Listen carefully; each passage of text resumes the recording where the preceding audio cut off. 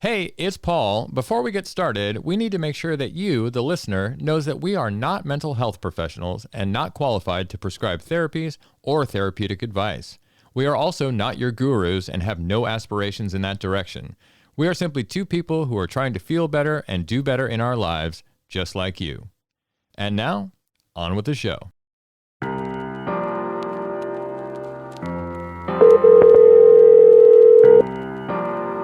What up, dog? What's happening, Goody Two Shoes? How you doing? I'm good. It's time to talk about our media episode that we're going to do this week. Oh, wait, can you hold on a second? I got to pause. I'm watching The Exorcist.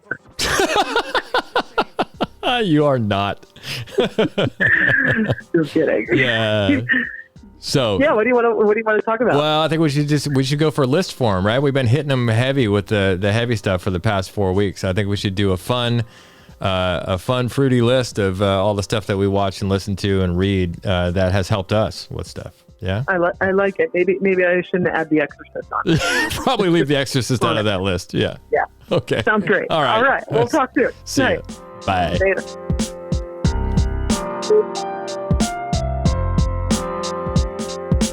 Do you often catch yourself doom scrolling your social media feeds?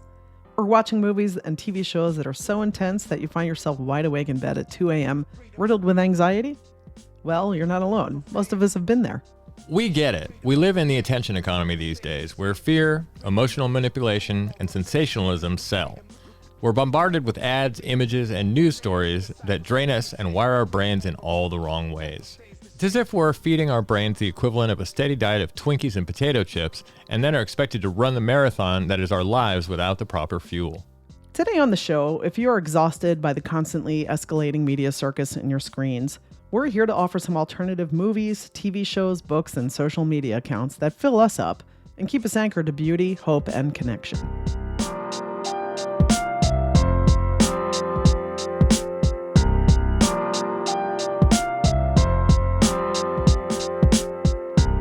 Okay, Paul, why did we decide to do this media diet episode? Well, for me, I got to say that I changed my media diet. I started changing it years ago, but I've just sort of radically changed it again, and it's brought up a lot of stuff in me that, I didn't really realize how much what I was consuming was affecting me. And even when I had cut out violence from my media diet and some other big sort of red flags for me that I know affect my consciousness in a negative way, there was still things in there, and I've really sort of radically changed what I look at, what I listen to, and what I watch, to be more in line with the way I want to feel, on an everyday basis. And that's why I wanted to bring this up, because it does make a big difference. The input and the output are related; they're always related. And I just wanted to pass on some of the things that I've found, because at the end we're still human beings and we still want to be entertained, right? Yes. That's the thing. And we love a good story. We love a good story. And while some of my stuff is that I'm going to mention today is more on the spiritual side of things, there's also stuff that's just pure entertainment for me. I mean, I'm still, as much as I try to be elevated and enlightened, I'm still human, and I still want to be entertained and laugh or see a poignant story or something like that. So that was my motivation in doing it. How about you, Nora?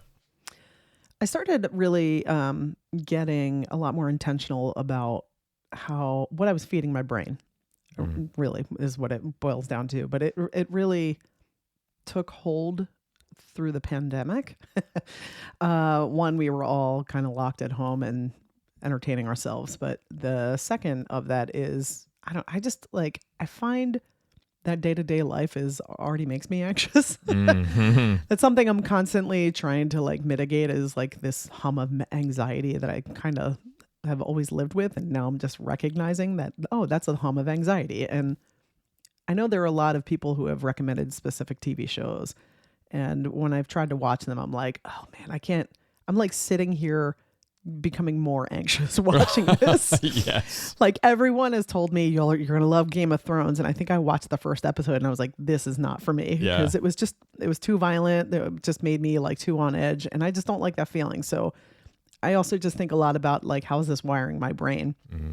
And I think of that a lot now with what I'm ingesting media wise. So I built boundaries around that. And I definitely feel like any anxiety that I was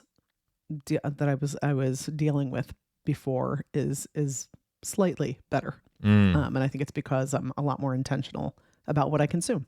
Yeah, absolutely true. I think my part as well. I've seen some big changes in myself, and actually, my partner and I both consciously decided to just start watching stuff that some of the requirements we had were if we can find something that's kind, we're going to put that in front of everything else.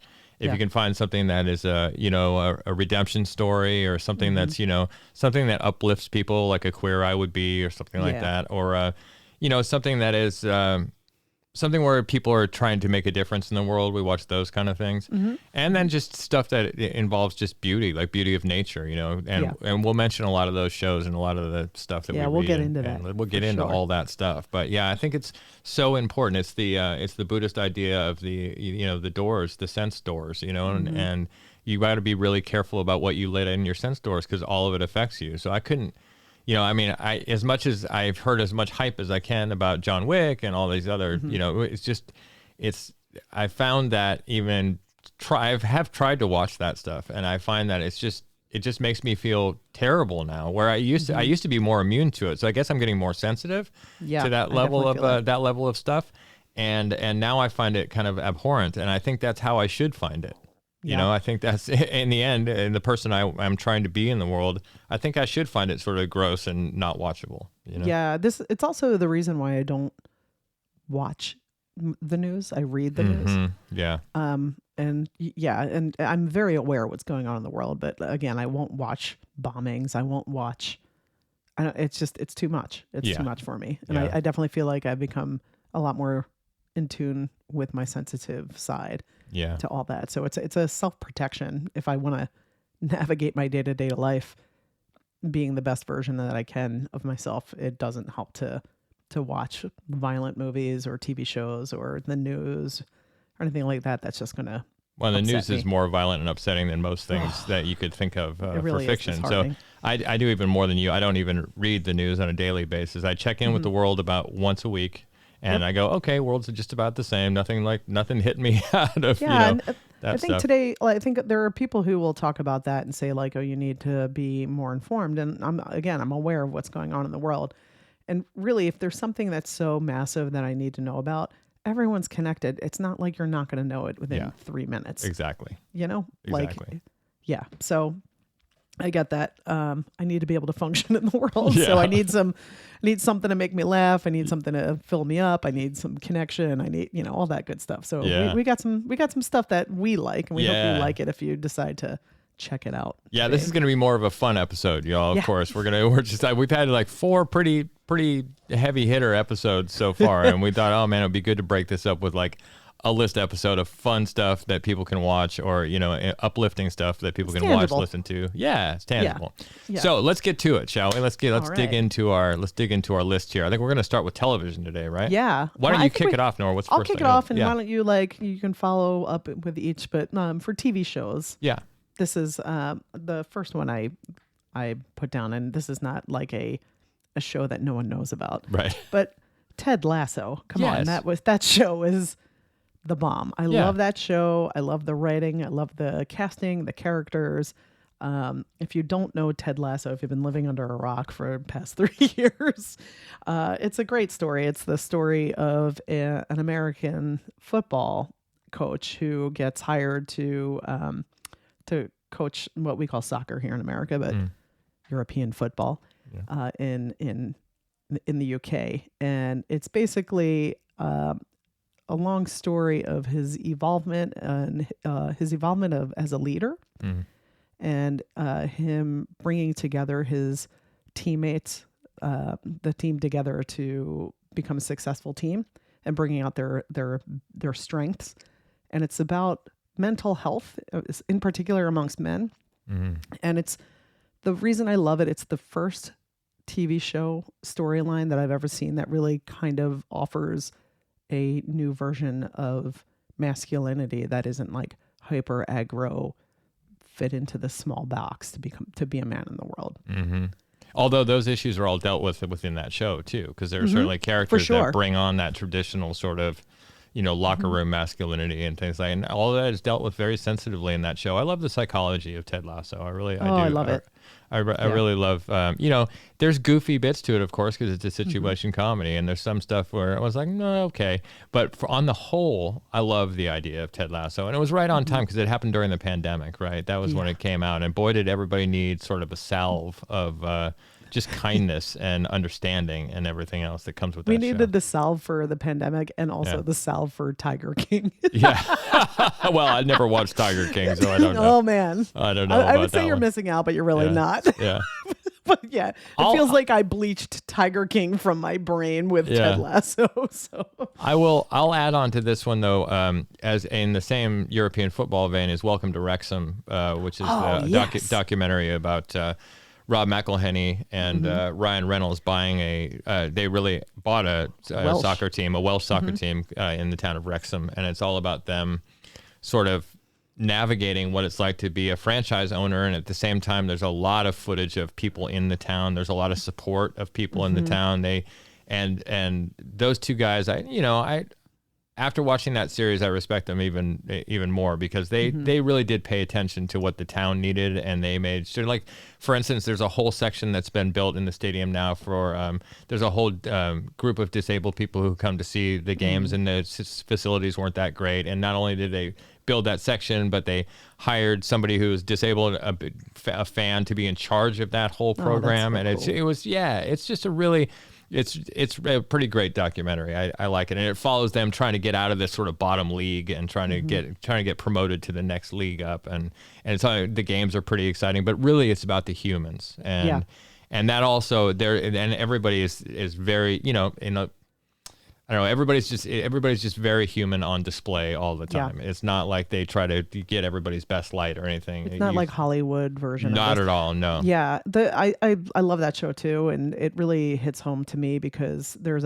one of the episodes. Rob McElhenney is from Philadelphia. Yeah. And he talks about Wrexham, the football club there, and he's like, I know exactly what these people are like, because Philadelphia is very similar to Wrexham, where it's this post-industrial town with like working class people who are really into their football club, who are hardcore. And he's like, I'm from Philadelphia, a working class city, and we love our Eagles, like die hard. So it's just all these tie togethers that I could definitely relate to, and I could see it makes me want to go there now. When I end up in Wales, I hope to visit Wrexham. Yeah, there are a lot of people who are doing that now. Apparently, the town's really chuffed about it because there's a lot of tourism going on there. Yeah, that reminds me. I think the football club, Wrexham, was supposed to play either the Coming, or they might have played in the stadium that's like 15 minutes from me. Huh. So I'm. Awesome. If they come back, I'm going. Yeah, definitely go. Awesome. That's cool. That's definitely cool.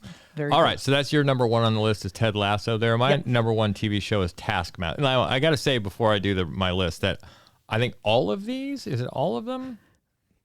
Almost all of them are British. One is Australian. Well, I'll tell you why. Because the way that Brits do TV is usually a lot kinder. So if you watch, everybody's seen Great British Baking Show, right? Or a lot of people have, right? And it's a low stakes competition. You're not going to win $1 million at the end. You're going to win a cake stand at the end of it, right? With an engraving on it. That's what you win at the end of Bake Off. And, all the things that come with that, the interviews and everything else, do your own cookbook or whatever. It's a springboard.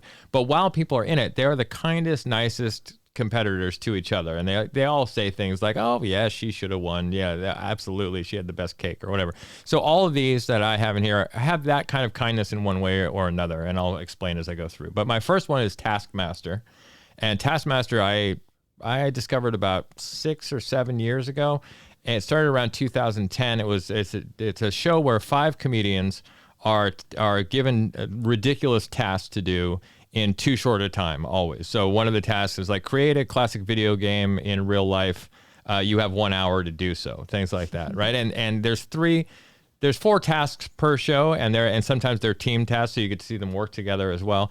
And it's always hilarious, and it's always good-natured, and there's a lot of ribbing on it. There's a lot of classic English sarcasm and that kind of humor. but it's all, the thing I love about the Brits is it all has that good nature behind it. You can say the It's most like gotta love. Yeah, you can say the most horrible. It's like Philly, probably. You can say the most like horrible Ireland. thing, like Ireland. Yeah, you can say the most horrible thing, but it's it's just in a very good natured way that you're saying that, and it's extra hilarious because of it. So Yeah, those kind of cultures I love because I mean I grew up in them, and it's one of those things. If like I remember when I first moved to California and I was like ribbing someone, and they were like, wow, you're really intense. Like, no. I'm like, this is like a sign of love. It's like, teasing each other is like how my family shows love to each other. yeah, But my whole thing is like, I'm trying to change this. But my whole thing is like, if I don't think you can take it, I'm not going to like hand it off to you. I'm not going to tease you. I'm not going to rib you. yeah. And that's like my like, it's because I think you won't be able to take it. Right, just because you're weak. I might make you cry. That's funny. I always took your ribbing in such good nature. Anyway, so Taskmaster, there's tons of it on YouTube, which is great, right? So you don't have to get there's a couple of these where you're going to have to get a VPN to watch them in their English versions, but Taskmaster is not one of them. There's tons of it on YouTube. There's tons of little clips if you just want a taste of it. I would highly suggest you watch the video, make a classic video game in real life in an hour task. There's a clip of that on the internet that you can watch to get your introduction to Taskmaster. And the great thing is you get to meet all these comics that you don't know because they're not from the US too. So it's not all, it's always comics, but sometimes they'll have like a comic actor, and sometimes a lot of times it's stand-ups, but they'll also have a comic actor. So you get different personality types and wildly different approaches to the task. And the best thing about it is just watching human nature play out in front of a camera in a timed situation. It just turns into the most inadvertently hilarious stuff you've ever seen on TV. So highly recommend Taskmaster. It's one of mine and my partner's favorite shows. We watch it all the time. We can't wait. And there's international versions too. There's a New Zealand version. There's a German version. There's a Norwegian version. You can watch all of them on YouTube, right? I mean, cool. It's pretty amazing. Yeah, I actually saw my first episode last night. Did you? Yes, I dug it. Did you watch the video game one, or what did you watch? No, I watched. I think I started in like episode 7 or something like that because I couldn't remember if you told me to start there or if that was another show. But Series 7 is what I told you. So, but that's no, cool. that's what I meant. Series 7. Yeah. Sorry. But it was it revolved around the contestants had to make an outfit change within like the the quick change one. Yeah, exactly. Quick change pretty one. Funny. Yeah. It was particularly funny when there were two men wearing bikinis. It was just absolutely ridiculous. I love that series. Hilarious. Oh, that's a really good series. Series 7, y'all, is a really good series to start with. I mean, they're all good, but Series 7 has an incredible cast. It's one of my favorites. One of my favorites. Okay, another Nora, show that you got me hooked on. Yeah, that's good. All right, the next one down the list for you, number 2. Number 2 I have is Loot, which is also an Apple Plus TV series. And the best way I can describe it, I kind of feel like it's like Lady Ted Lasso. First off, it stars Maya Rudolph, who I absolutely love. That woman can show up in anything and make me laugh. But her character is, I think it's like supposed to be based off of, I guess, Melinda Gates, Bill Gates' estranged wife. Is that who? Yeah. Anyway, Maya Rudolph plays the wife of a billionaire who made his money in tech, and she's been with him since the beginning when he was like making code in his garage sort of thing. Anyway, they have this extremely lavish lifestyle, and she finds him cheating. Like, and it's not like that's in the first episode, so I'm not giving anything away really. And they go through a divorce, and she becomes the 3rd richest woman in America. She's got like billions of dollars, and so it starts off with like these, like she's kind of out of touch with reality, and she kind of stumbles upon a foundation that she had started that she had forgotten about. And so she goes to check in on that and gets involved. And it's a bumpy start, with her coming in and not really having a kind of tone deaf about regular people's problems.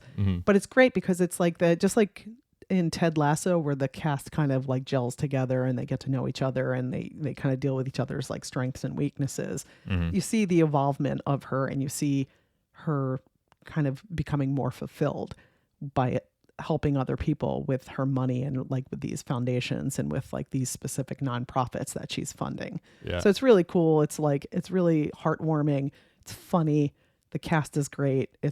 I love it. I watched the clip you sent me of her on her character appears on Hot Ones, the YouTube channel, and that was really funny, man. Oh my goodness, I was laughing out loud. Holy crap! My friends and I kind of send that back and forth sometimes just to get each other to crack up. It's amazing. Like, oh yeah, here it is. It makes me howl every time.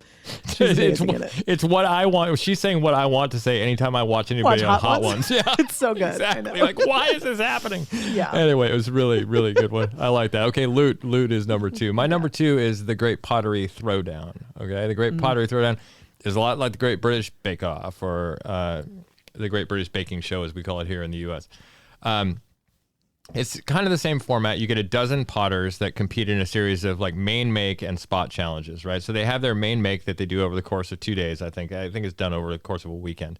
On the second day, they also have some kind of spot challenge. So it's a timed challenge where they either have to throw something, or they have to slab build something, or they have, and they usually have a guest star potter on there to tell them what to make and show them how to do it. And then they have to make either as many of those as they can in 10 minutes or whatever they give them, or if it's more complicated, you have an hour to do this one thing, basically.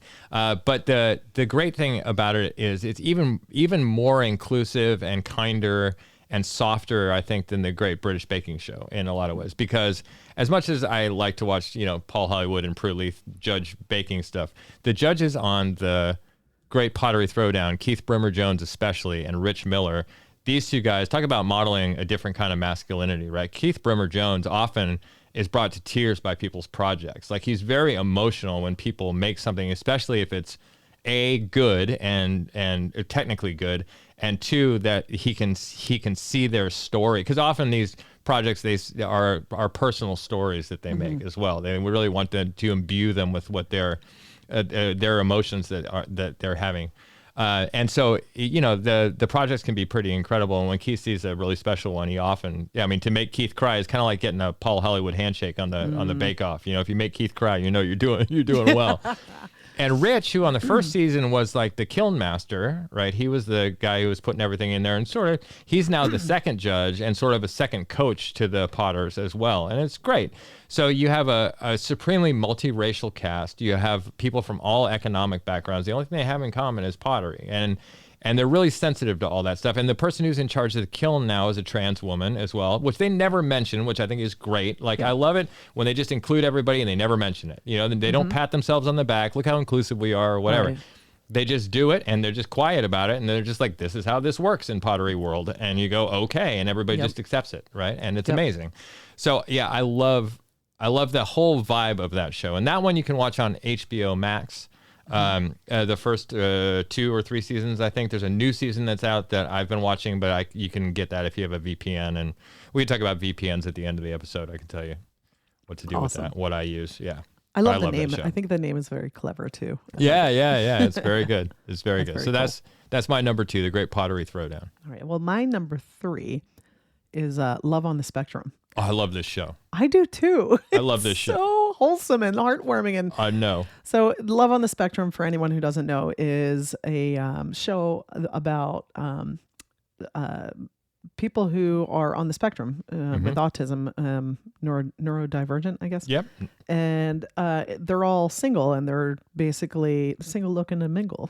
And it follows different people on the spectrum in their dating lives that are looking for love. And it's just, it really is so sweet. And it doesn't, I don't think it does it in a way that's like infantilizing, No, or putting them, it treats them as normal people who are just neurodivergent. In fact, it does really great stuff. Like what I love about the show is they have a dating coach on there too.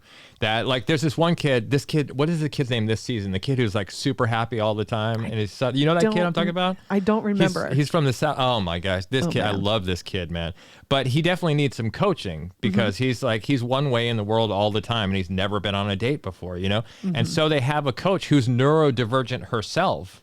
Be like, okay, well, this is how you might want to ask her about how she's doing, right? Or, conversation is about taking turns. There's all these really basic things that if you haven't never dated and you're 28 or something like that, you wouldn't, there's no way you'd know that, Right. Right. And it's sweet. It's sweet and it's heartbreaking and it's also like it's funny. It's like yeah, it's the it whole is funny. It's the whole range of emotion. Yeah, yeah. I come away from that every time I watch it just like feeling filled up. Yeah, and yeah. it feels like, oh, there's a pot for every lid. You know? Yeah. It's pretty cool. It's cool to watch. And it's cool to see. Again, not everyone meets their person, at least in the seasons, and that's how it is. And some people meet and like I think get married. Mm-hmm. I remember it's really cool. It's a cool show to watch. Yeah, absolutely. Yeah, I love Love on the Spectrum. That's good. And that's on what, Netflix? I think it's on Netflix. Right? Netflix, I believe. I believe so, yeah. You bet. Okay, great. Love on the Spectrum, number 3 on Nora's list. Number 3 on my list is a show I turned you on to, which is Old People's Home for Teenagers. And I love this show. Damn it, it's Paul. like top of my list almost. I love, and there's 2 versions of it. It started out as a show called Old People's Home for 4-year-olds, and it's an Australian show. And what the premise was, they would bring a bunch of 4-year-olds who were having some not developmental issues. They were having some issues at school. It's like mental health and behavioral. Mental health, behavioral, emotional issues at school. And they would put them in, they would bring them to an old folks home, and they would match them with a group of the same number of senior citizens who are having different kind of issues like loneliness and grief and isolation and, physical problems. And they would put them together for 6 weeks and see how the 2 groups affected each other. And it was amazing. It was incredible. I love the 4-year-old versions, but the teenage versions are the ones that get me. Maybe because I was a high school teacher. I don't know why, but you get to see these kids and post the most recent series that's post-COVID really hit it home, man, because these kids have had a very rough time through COVID and with isolation, with their self-confidence, with their self-image, with a lot of things with social media, how to connect with other people. Yeah, they lost all this time in a really crucial time in their lives. And so they put them together with these old folks. And what happens over 6 weeks, again, they don't sensationalize it. They don't do anything. They just let it happen and they film it. And it's not like they're trying to get a certain end out of it. Some people may not end up doing as well as other people in the show. That's okay. That's just part of the whole thing that they put through. But they do it in a very clinical, nice way. So they have a aging specialist. They have a child psychiatrist. They have a teen psychologist, and then they have a physical expert on there, like a trainer and a doctor. He's both. And they bring in several other experts over the thing. So they do pre-interviews of all the kids and all the seniors. And so you get to see all that footage. And that, at the beginning of the series, is the most heartbreaking part, because they're talking about how the seniors are talking about how lonely they are. The kids are talking about how lost they feel. And you just go, oh my God, I hope something good happens with this, because I can't take this for 10 episodes or whatever.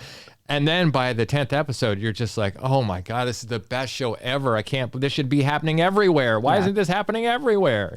It's really like transformative relationships. Yes. It's really cool to see the involvement of each person, and not just the teenagers, but both groups. The elders. Yeah. To see them like it's like a cocoon or something. All of a sudden they're like these guys who could barely get out of bed are dancing at the end of it. Yeah, cool. I mean, it's incredible, the transformation and the attitudes. And some of these people are over 90 years old in this show. Bring a box of tissues, by the way. Yeah, bring a box of tissues, man, because some of the stories are like.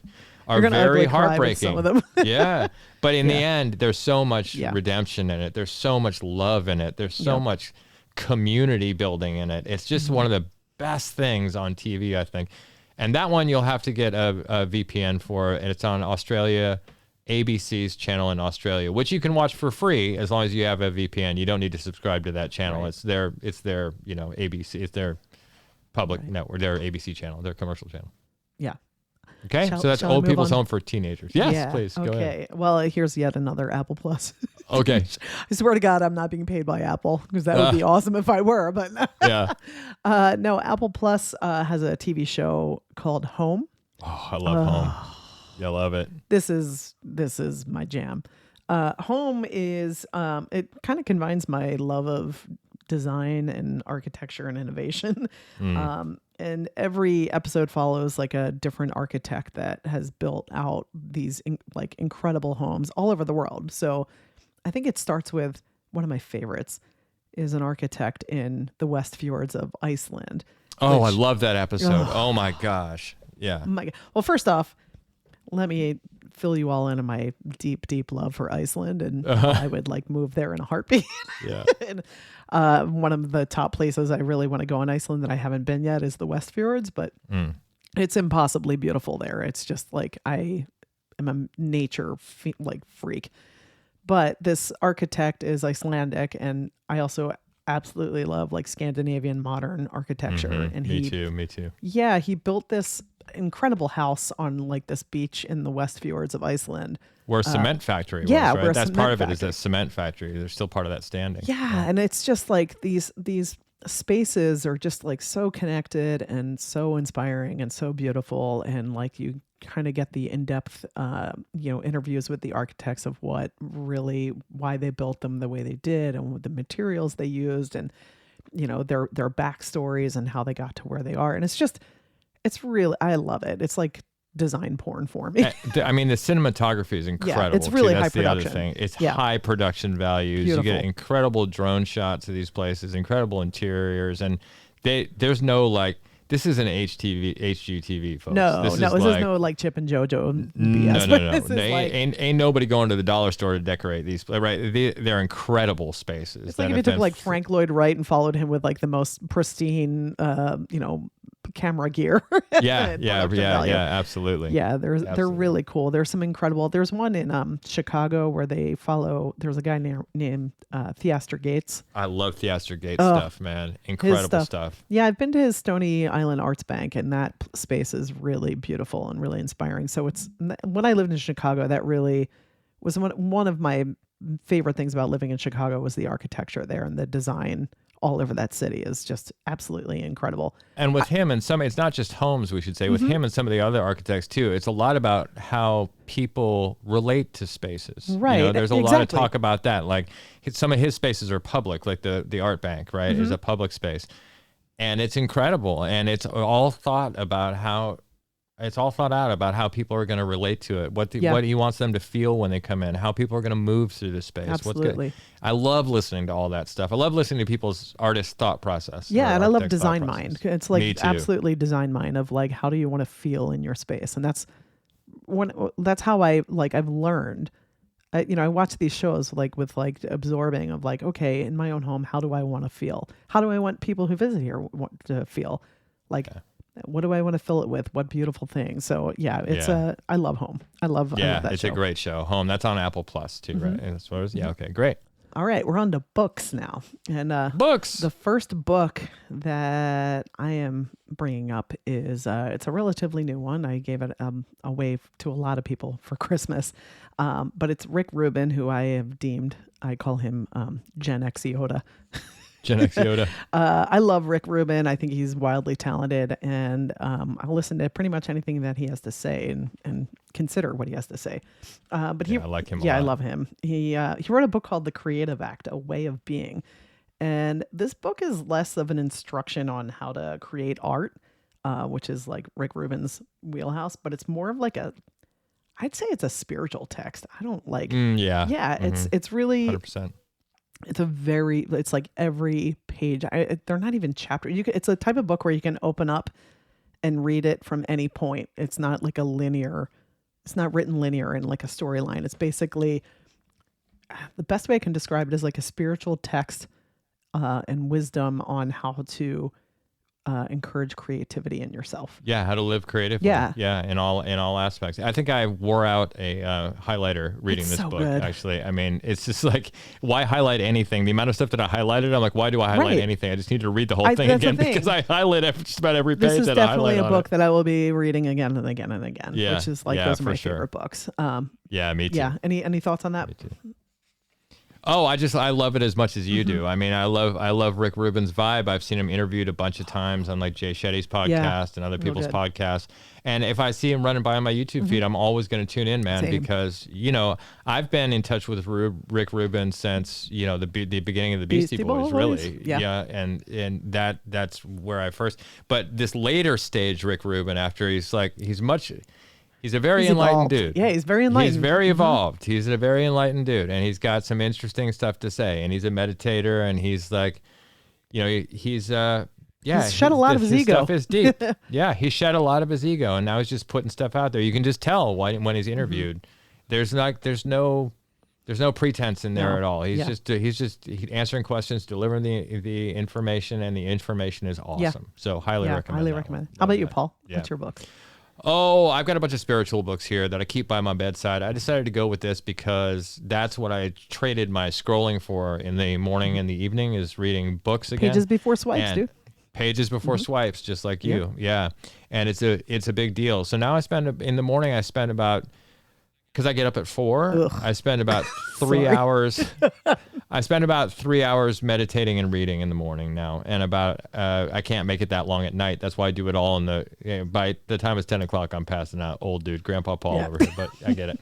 So anyway, the first one on my list is the Tao Te Ching, right, which is my go-to by my bedside. I've been reading this book for 40 years. It's Lao Tzu's, simple guide to living, basically. The Tao Te Ching is a really hard book to describe because it doesn't read like any other book. But first of all, it's it's not very long. Each you can do it page by page. It's like I wouldn't put it in the bathroom, but it's a great bathroom book for that reason, right? And it's just it's an instruction book on how to live, how to lead, how to exist in a society, how to make that society better. I mean, it's basically encompasses all things. How to be a good human in a very short format, and some of it may seem kind of mysterious. So find yourself a translation if you're new to the Tao Te Ching, where there is somebody that's done the translation that can maybe enlighten you a little bit more as to what Lao Tzu meant, in some of the passages, because some of them are a little bit opaque to the Western mind at first, because we didn't live in that culture. It's a very old book. Right. It's thousands of years old. So that's number one, the Tao Te Ching. I like it. My homeboy, Wayne Dyer, spent a year of his life reading each, I guess, chapter. I don't even know what you call it, from the Tao Te Ching. And reflecting on it, and then trying to live intentionally from that. So, I mean, that's pretty deep. So, no, it's a very deep book, and I read it just about every day. If not, one page, between 1 and 10 pages of that every day. I switch between things. Also, just to let you all know, I do not get up at 4 a.m. and meditate for 3 hours. I get up. I don't meditate for 3 hours. That would be insane. I read for 2 minutes. Okay. And I get up. Probably the latest I get up is 8 a.m. But but that 4 a.m. wake up stuff, when I am not a morning person, I am a night owl, and I try to be a morning person, and I am 6 a.m. is way early for me. So as we all know, personal development and meditation especially is a competition. Absolutely, like everything. I'm currently winning, Nora. So just so you know, I'm gonna dunk on you, Paul. All right, I'm going to move forward and spare our listeners. Okay, please do. All right. Go ahead. The next book that I have on my list is Viktor Frankl's Man's Search for Meaning, which, most people know about this book or were required reading in high school maybe or something. But I will say his book really helped me with my mindset when I was going through chemotherapy. So it became it really was a huge help to me about how to view the terrible situation that I was in. And this is coming. So the book is, Viktor Frankl was a Holocaust survivor and wrote a book called Man's Search for Meaning that is essentially about, it's about how we can't avoid suffering in our lives, but we have the power of how we choose to cope with that suffering. At the bottom of it, it's sort of about mindset. Yeah, right? Exactly. And a lot of the stuff that I read has to do with mindset because, again, you can't often change your circumstances, but you can change how you relate to them. And this book really lays it out in an incredible way. And it is, it's written by someone who has been through one of the worst atrocities in modern era, so it was really powerful for me. And it's another book that I will always go back to reread, just kind of I needed to hear that again, or I needed a reminder on how to live a fulfilling life. I'll stick another one in right there, just below that one before I do my number 2, which is Pema Chodron's When Things Fall Apart. Yeah. If you're going through any kind of hard time, trauma, or grief or anything Pema Chodron is a monk from Canada, I believe, and she's amazing and very straightforward stuff. And that book is incredible if you're going through anything like that. So I'll add that just because it kind of goes in line with the Viktor Frankl book a little bit. Okay, let's see. Okay, my second one on the list is going to be this book called Mysticism by Evelyn Underhill, and that is a recent discovery for me. And I've been reading a lot of the Christian mystics lately, Meister Eckhart and people like that. And I think if I was exposed to the mystics in my youth instead of the idea of this wrathful, bearded, authoritarian God in the sky, I might have been kinder to Christianity in my later life. Really but for me either. No. That's written by the ego, not written by the divine. But anyway, all these mystics, they all talked of a direct relationship to the source of all things, right? You can call it God or the universe or whatever you want to call it. Not a God outside of us judging and doling out gifts and punishments like some mercurial tyrant, but there's a part of God inside of each of us. And that idea, it shakes the old ideas of man as a lowly sort of sinful worm and it elevates him to a servant of more divine energy, which is both within and without him. So it's more in line with Hinduism as when they refer to the Atman and the Brahman, right? The Atman is part of the Brahman, but it's all part of the creation of everything. Mm-hmm. You are part of that. You're not separated, but from God by, and you don't. Yeah. So anyway, the mystics are fantastic, but this book on mysticism is called Mysticism by Evelyn Underhill, kind of lays out the whole thought process of the mystics. Mm-hmm. And she quotes a lot of people like St. Teresa of Avila, like Meister Eckhart, and many others. And she also goes in between traditions too. She talks a little about Sufism. She talks a little bit about Hinduism, about Buddhism in there.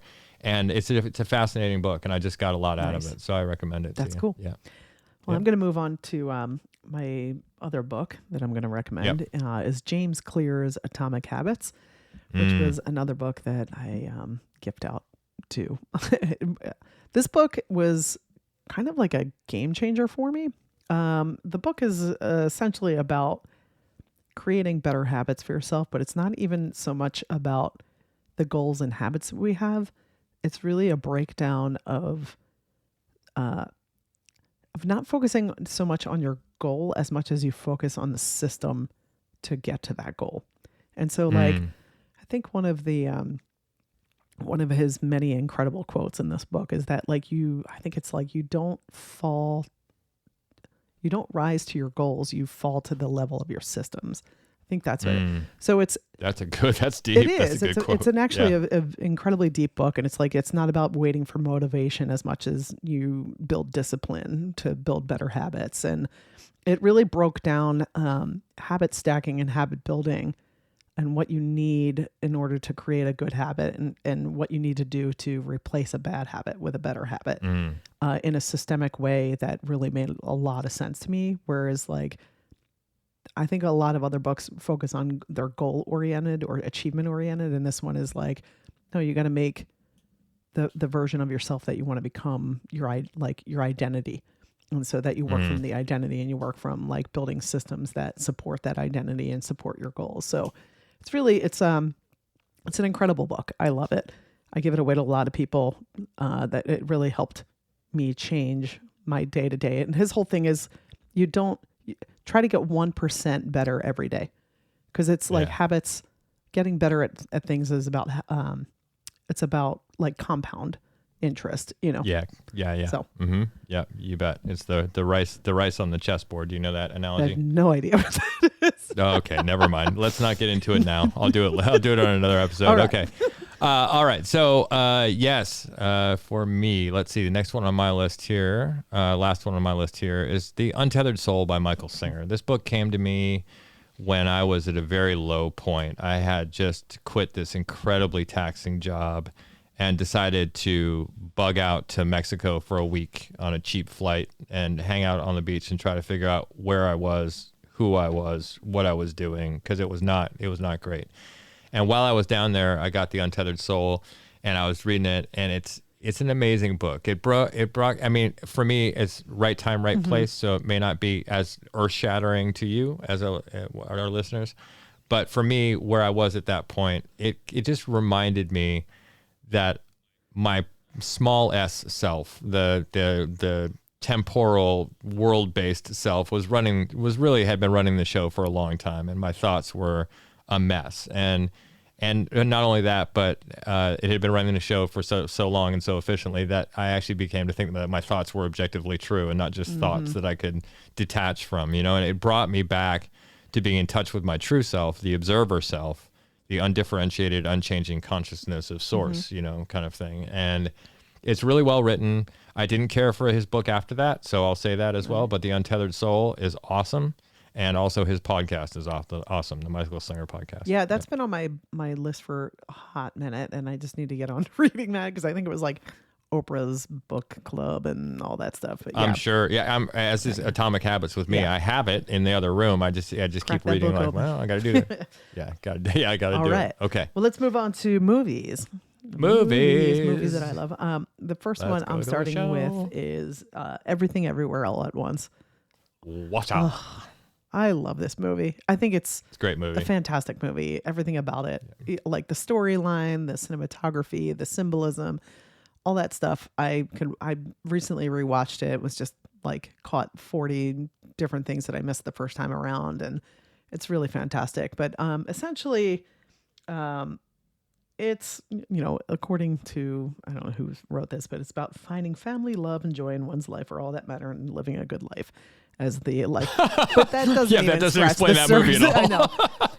It's really like, to me, what I got out of it is it's a really crazy story about like metaverses and stuff like that. And but the premise of it, to me, what I got out of it is about a woman who is kind of cynical at heart and has her family who she's kind of detached from and is busy with their business. She has a daughter who is essentially just trying to connect with her mom, and her mom is just not emotionally available to her or to her husband, and is just like kind of cynical. And the story is like the kind of the evolvement of the mother, who's the protagonist, and understanding how joy and how connection and love, how she's like, she starts to realize how she's been disconnected, and sees through her daughter, who's really struggling mental health wise with like cynicism turning into nihilism. And it's really something we talked about in episode 1, by the way. Rewind. And it's like the transformation of her and kind of her going out to save her daughter from nihilism and like really disconnecting from her daughter and her husband and like saving their marriage. Yeah. It's really fascinating. It's really about connection and love. It really is, and family, like it says, but it's just such an incredible way that a really creative way of the storyline that they build around this. And I think I've been in love with Michelle Yeoh for like 40 amazing. Years now or something like that. My gosh, ever since, she's amazing. Oh my goodness. Incredible. I love her. I will. Incredible. Yeah. Go see the early, go back and watch the early stuff where she's like jumping a motorcycle onto a moving train. Like that's a stunt she did herself with like incredible things she did when she was young. That's insane. Go look the stuff with Jackie Chan choreographed for her. It's insane. She's like, I'll do it. Jeez. Yeah. God. Yeah. Incredible. I think that was Super Cop. Wait, I can't remember. Anyway, somebody will correct me out there, listeners. Sorry, Kung Fu aficionados. I don't want to. Don't want to make you angry. I'm saying now, not an expert, but I've seen some of that stuff. Okay, my first one, I picked all old movies because I'm an old movie guy, and I love it. And this one isn't that old. This is probably the 80s or 90s. I can't remember. Cinema Paradiso is number 1 on my list, and make sure you get the Italian version with subtitles, not the dubbed version. It is terrible. Don't watch the dubbed version. Watch the subtitle version. Nerd alert. Nerd alert. Well, no, it's just way better to hear the expression of the Italian language, even with subtitles. You can tell it's just much more. Yeah, it's much more involving. I also just want to real quick note that as we're talking here on our video, Paul's using his hands as he's talking. I'm using my hands to explain. Yes, I am. Yes, I am. He's explaining Italian by using his hands. I think I have zero Italian in me. No, I think I have zero Italian in me. Anyway, Cinema Paradiso is the story of a film director. It's told in sort of a rewind fashion, right? You see him as an older person and not very satisfied. And he's a very famous director, but he's also got sort of an empty life with different women in his life every night, drinking, and he just looks pretty sad. and he gets a telegram to come back to the town that he grew up in. And so then you go back to when he was a child, and it's all about his love, how he developed his love for cinema. And the guy who is he basically turns out to be his mentor was the projector, the guy who ran the projector, the projectionist in the town's, very small Italian town's movie theater. And that it's about their relationship, and then him growing up and falling in love with a girl, and also some other, there's many other things that happen in there. But it's a sweet, beautifully filmed, just love letter to love itself and to cinema, and it's just a gorgeous film, and I could just watch it over and over and over again. I love it. So that's Cinema Paradiso for me. Yeah. All right. The next one I'm going on to is Lost in Translation. Which, hear me out on this. Which I love. I don't have to hear. It's a great movie. Love this movie. It is a great movie. It's got a great soundtrack. But I just wanted to bring up, if you haven't seen this movie, it's Bill Murray, who, I mean, come on, Bill Murray. That's all I got to say. He's amazing. Right. And Scarlett Johansson.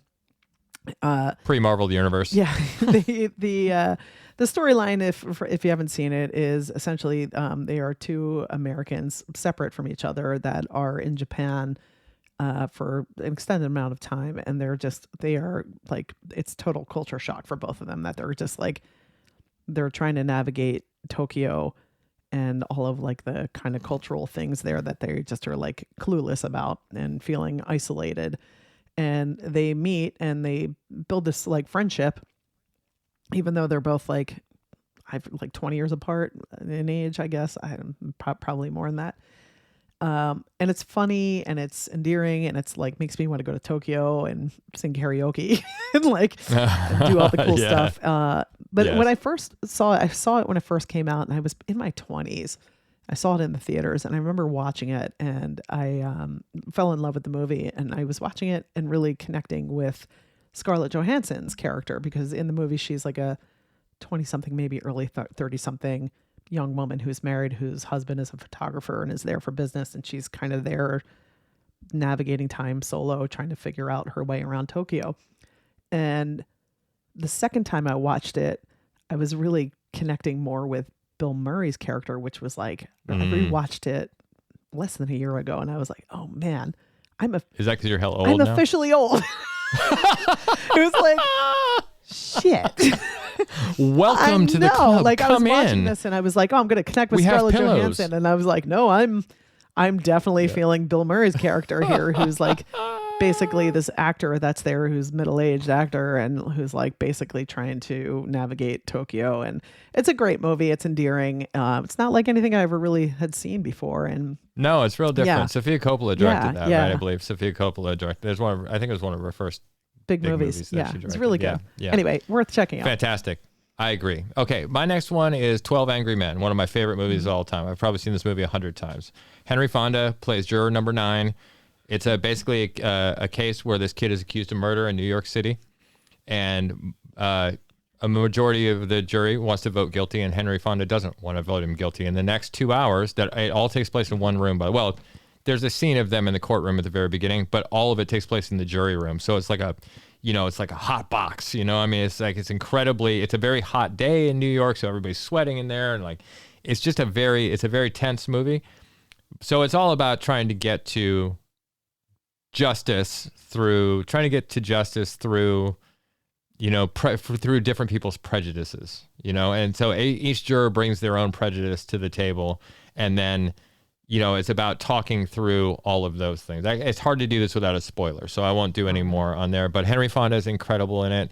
Lee J. Cobb, who plays this basically horribly racist, angry character, and later you find out why he's that way. An incredible job by him. Ed Begley is in it, senior, and tons of people are in it. It's a fantastic ensemble cast, directed by Sidney Lumet. I think it came out in 1958, and it's an amazing film, and it's widely available everywhere. 12 Angry Men. Watch the original version, then you can watch the update if you want after that. But the original version is the best. Unbelievable. Good to Yeah, know. OG's the Good best to know. for sure, no question. All right. The last movie on my list is another Bill Murray one. It kind of fell under the radar. I love this movie. It's called Saint Vincent. And it was a bit under the radar, but the storyline is Bill Murray plays. I thought you were going to say it's called Caddyshack. I was like, that's no, not it. Also a fantastic movie. That's mine. I love Caddyshack. It's fantastic. No, Bill Murray plays a Vietnam vet who is like, he's salty and curmudgeon-y and kind of a hot mess. But he also has like, it's like he's got that like warm cookie center underneath the crusty exterior that you learn through the storyline.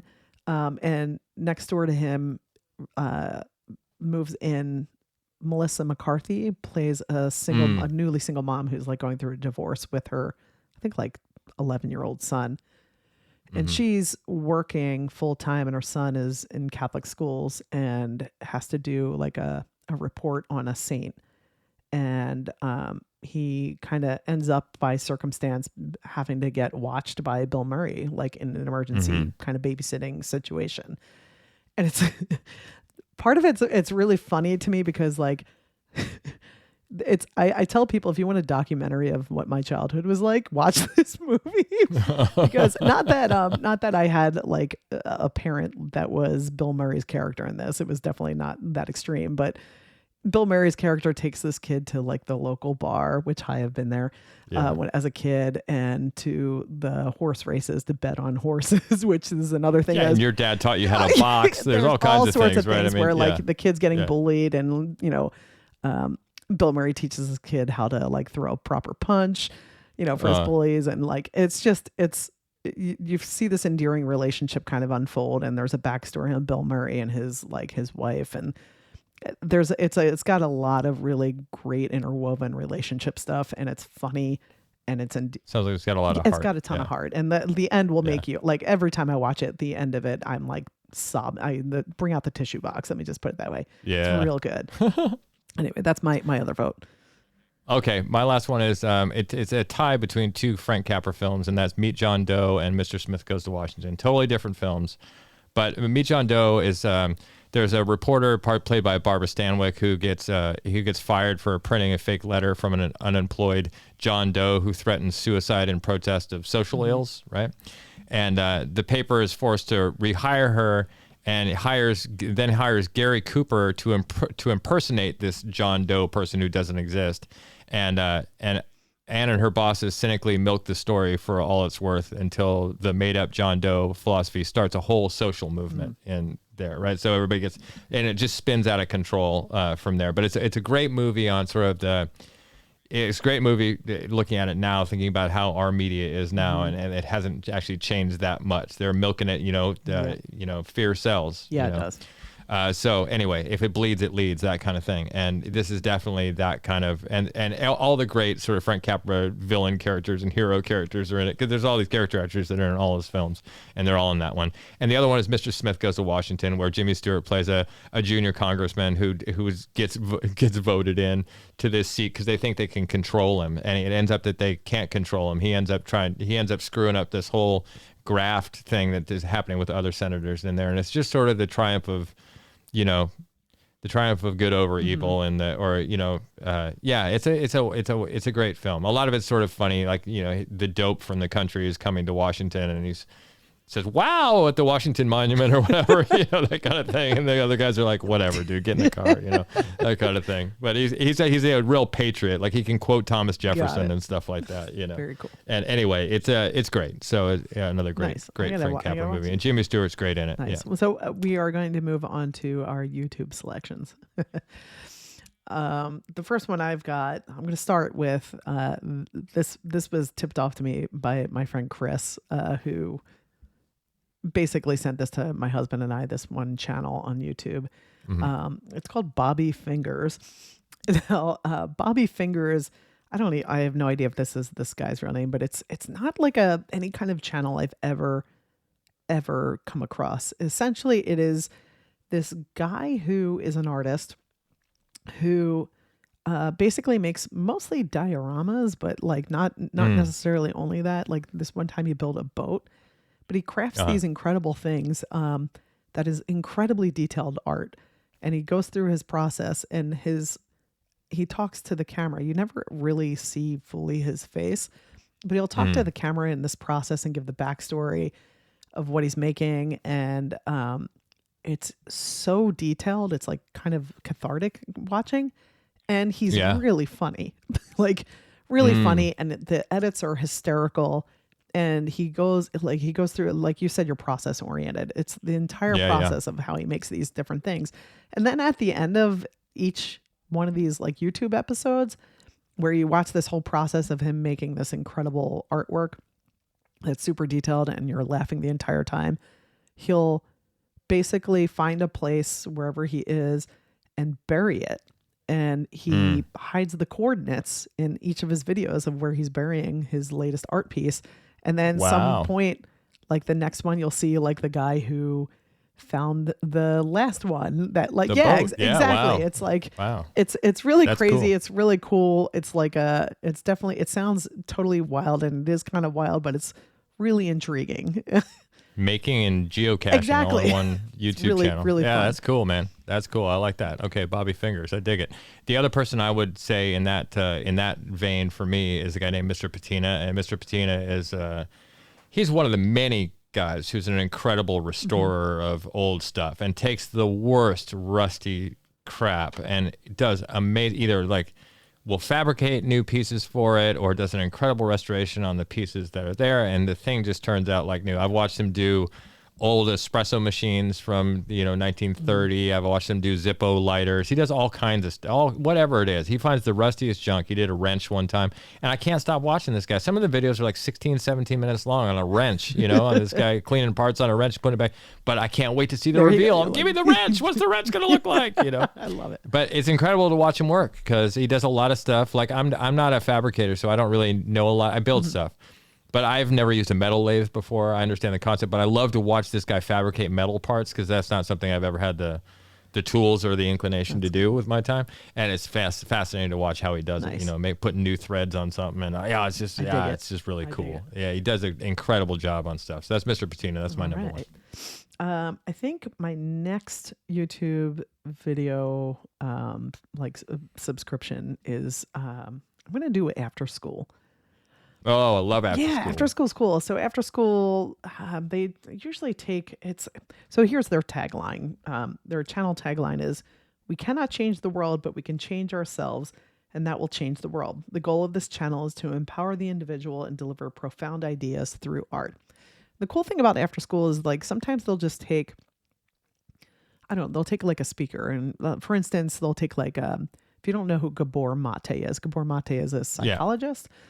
Who talks a lot about like trauma and whatnot. And they'll take like something of him discussing or just like talking about a specific idea about trauma. We should say, I think he was also an MD, actually. He worked in palliative care for a while. I don't think he's just a psychologist. I think he's also an MD. But he's kind of like in the circuit of like, podcasts and whatnot. And he's got some really good things to say. But they'll take like just the audio of him talking about something. And then you're basically watching someone do these incredibly detailed like sped up drawings of whiteboard drawings. Yeah. And they're explainer drawings, exactly. Like you see in other explainer videos that are made especially to go along with whatever. They offer visuals of like the words. So it's like, I don't know, it's really cool for me because I'm a visual learner primarily, and it's not the only way, but so to listen and to see the visuals of what they're drawing in not real time, but like these intricate drawings about the ideas of whoever's talking.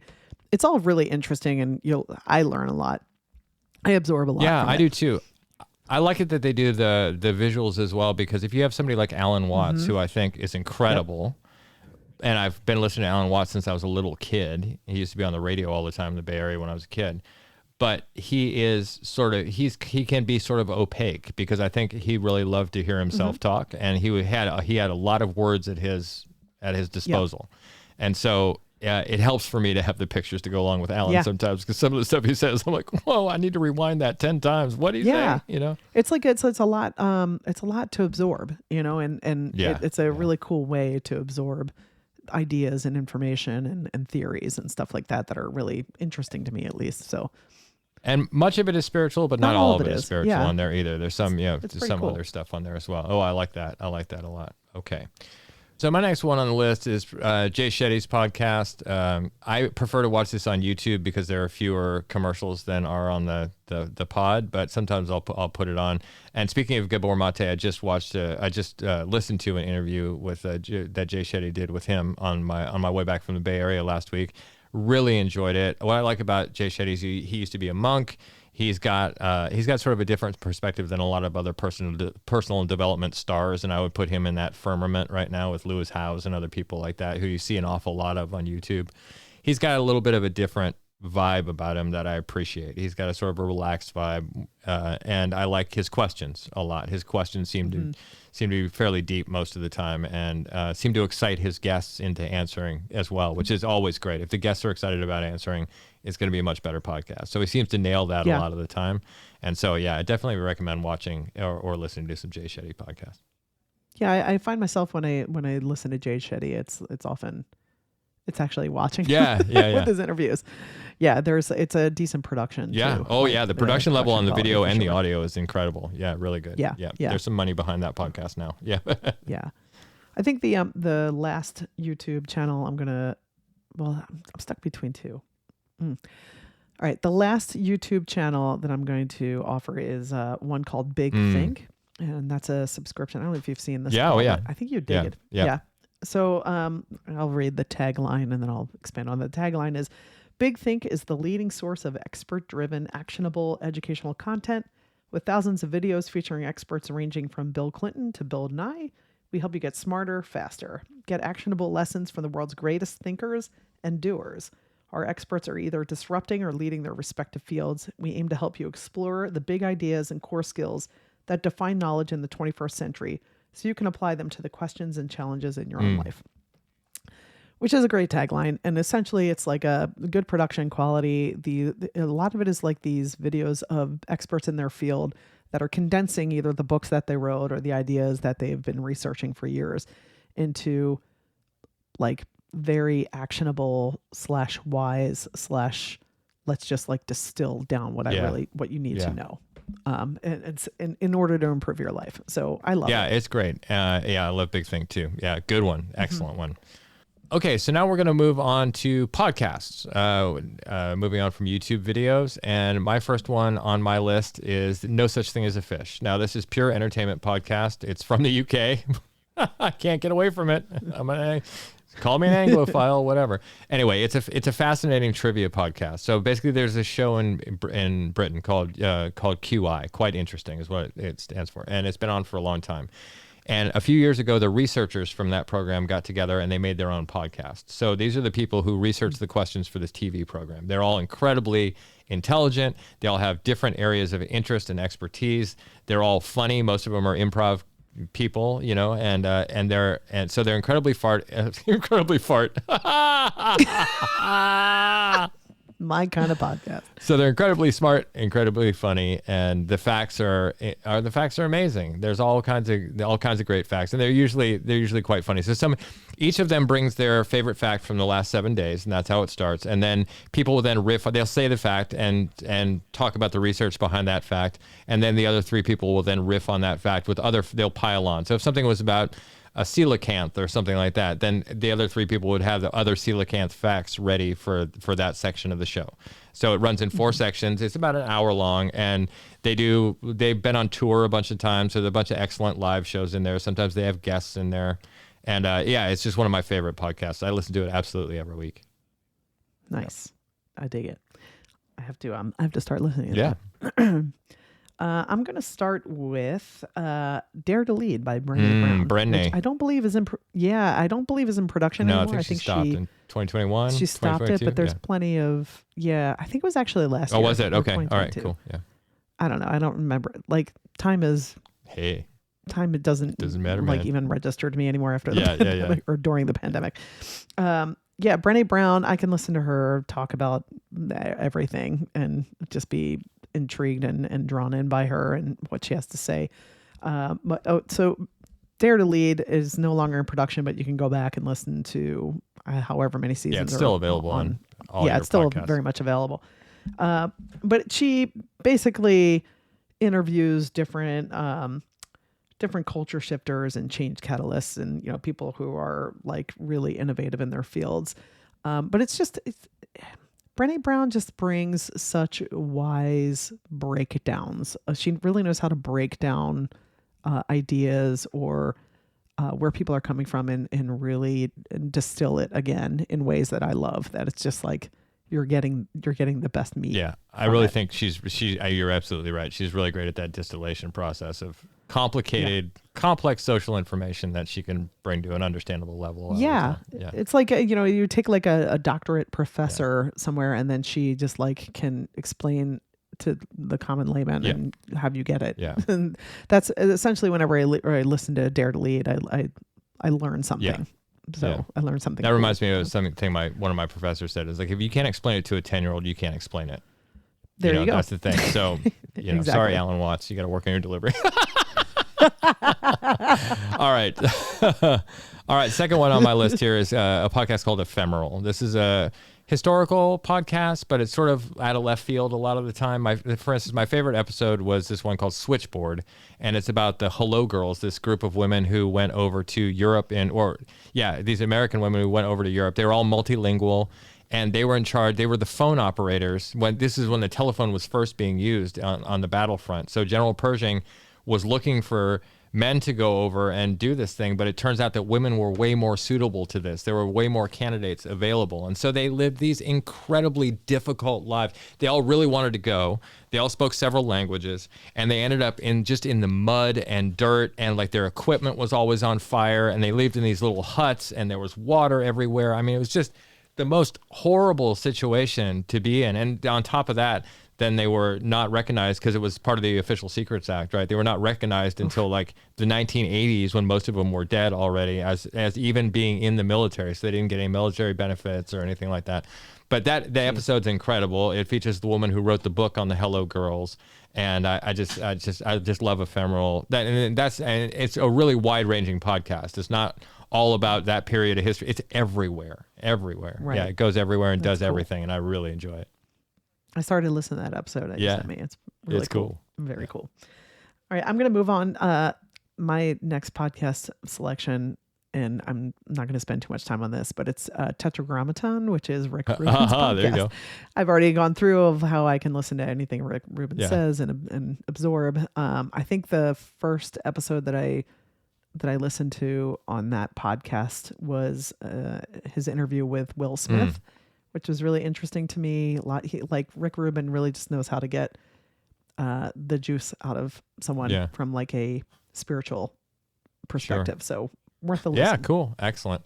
All right. Last one on my list here is it's not so much a podcast as it is a website with a lot of audio material on it. And that's dharmaseed.org, right? And dharmaseed.org is a repository for Buddhist Dharma talks, and it comes out of, I think Jack Kornfield started it. It comes out of the Bay Area, and Jack Kornfield's one of my favorite teachers, and he does a Monday night talk all the time, and it's always recorded. But there's lots of other teachers on there from retreats and things like that too. And I don't think it's just the retreats in the Bay Area. At Spirit Rock is where it's based. Which is a Buddhist retreat center in the Bay Area.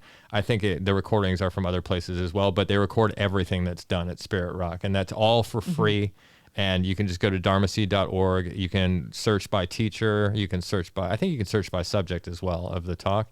And there's some incredible stuff on there. Jack Kornfield's a very kind, loving, great storyteller, very empathic person. He's just I just love listening to him. He's like a warm blanket, for you. Yeah.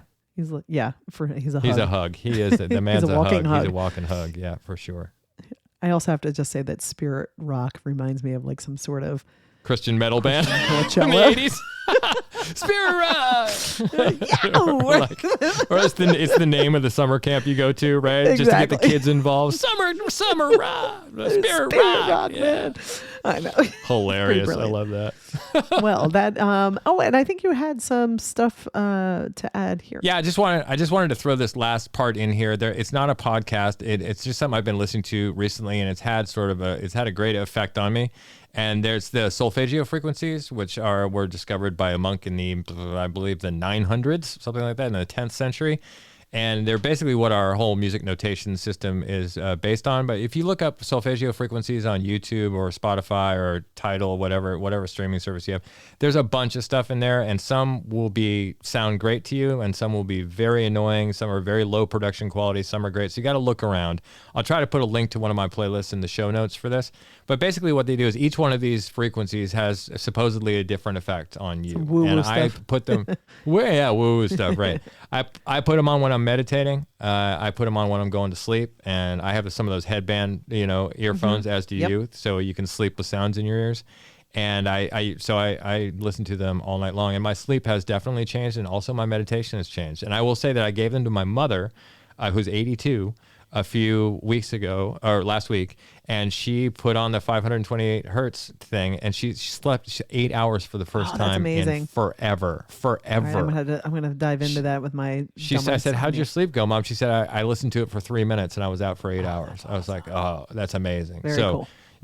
It's really good with sleep, very good with meditation, and there are some tones that are supposed to energize you and focus you as well. It's not all about sleep and meditation. So check out the solfeggio frequencies or the solfege frequencies on one of your streaming services. Awesome. Well, there you have it. There's some examples of a media diet. If you're eating potato chips for your brain, we can throw these in, and hopefully they'll entertain you and also nourish you in a way. And make sure, let us know what you're listening to, and let us know what you're watching and all that stuff, because we're interested in that as well. Yes, absolutely. All right. Well, let's wrap it up. Nora? Paul, I love you. I'd said it first. Oh, you did it again. Oh, you keep beating me to it. I love Everything's you too. a competition. Don't you remember? That's right. All right. I'll see you soon. Bye. If you'd like to get in touch with us about anything you've heard on the show, please feel free to drop us an email at ifweonlyknewthenpod@gmail.com. Freedom over cycle stays the same.